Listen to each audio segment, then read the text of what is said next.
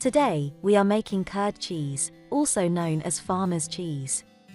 You can use curd cheese for baking, or for making spreads, and sandwich fillers. Any videos on my channel using cottage cheese, or quark, can be also made with homemade curd cheese. All you will need is milk, and a little bit of vinegar, or lemon juice. I am using 2 liters of full-fat milk in this video. Heat the milk to 50 degrees Celsius. You need to use fresh milk, rather than long-life, boxed milk. The cheese will start forming as soon as you add little bit of vinegar, or lemon juice.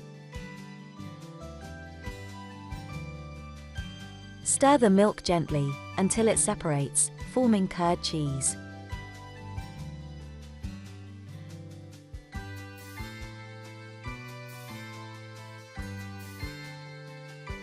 Line a colander with a cheesecloth, or a kitchen towel. Pour the liquid through the cheesecloth.